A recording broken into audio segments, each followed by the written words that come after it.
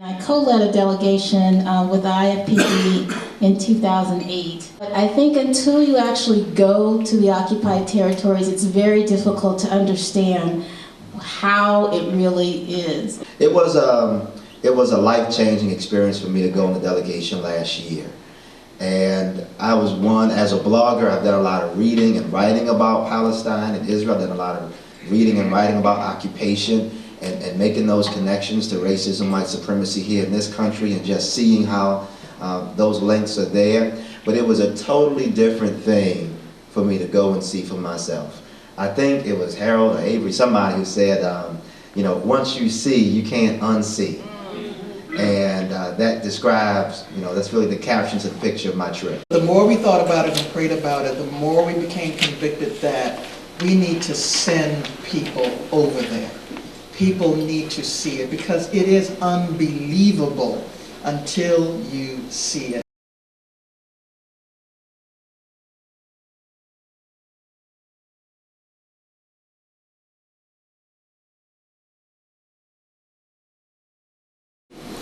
I don't know what else I could say to you.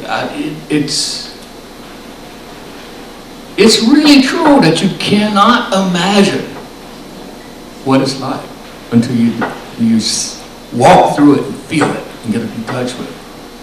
You will not be the same person when you return. I want to speak in a different way. I want to speak as a black woman, as a black faith woman, as a preacher.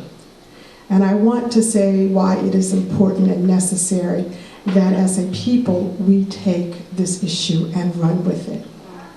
We have the capacity in terms of our own experiences here.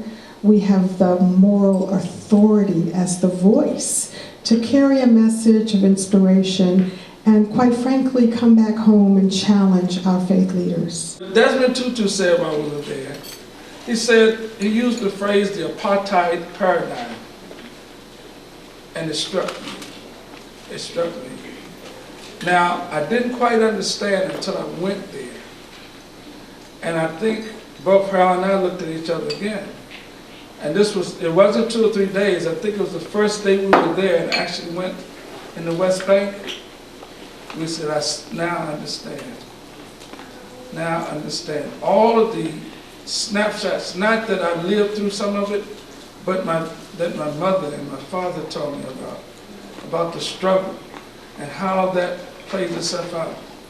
It became so meaningful for me to want to take part in anything that would help to address that.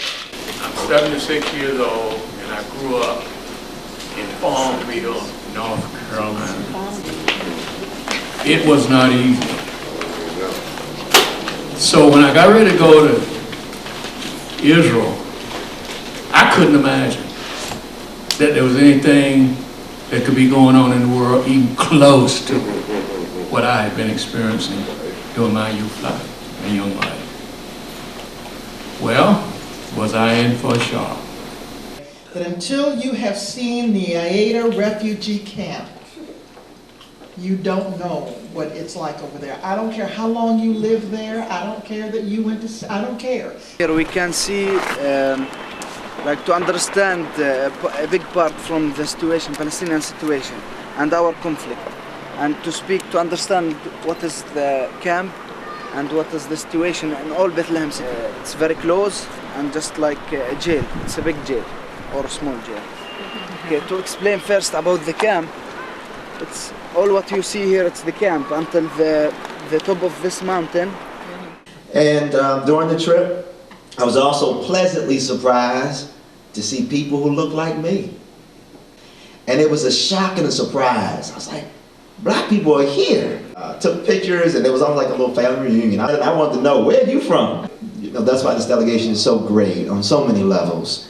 But it was wonderful for me as a proud African man to see African people there in a place where we don't see those snippets on the news here.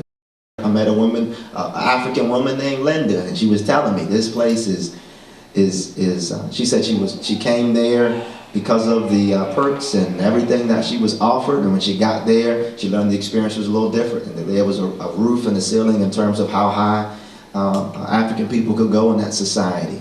And so that was a connection that I began to kind of make. In our heart, in our culture, in our mind, it makes a difference. Thank you.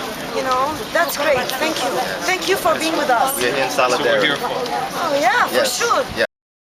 I think now more than ever is the time for us as African Americans to step out and to link our struggles with their struggles, and also to say to the U.S. government that we're not going to have this we're not going to tolerate this kind of oppression in the United States, and we're not going to tolerate this kind of oppression throughout the world. I mean, their only message to us was that go back and tell our story. Because if you go back and tell our story, then the world will understand. And so I think, you know, as African Americans and a people of conscience and a people of faith, I think now is the most important time for us to exhibit that faith and to say that, you know, we are going to stop racism and stop oppression and stop apartheid wherever we see it. We have to come back and tell the truth. Now, I don't say tell the truth in terms of speaking truth to power, because we all know that. I'm reframing that now, and I say speak truth with power.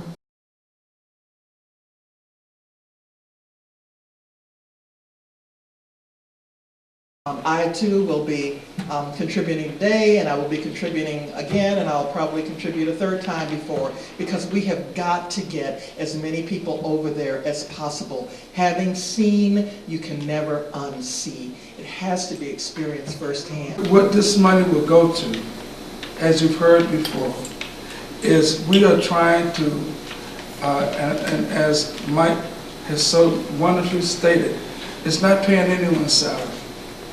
We're trying to assist the people who want to go. We want to make it an opportunity for them, and we don't want it to be because of a lack of resources. So we're just prayerful and we're hopeful that you would now gather your hearts together. So I would say to you, as we prepare to help these persons go and prepare when they come back, we got a lot of work to do. Right here in the United States,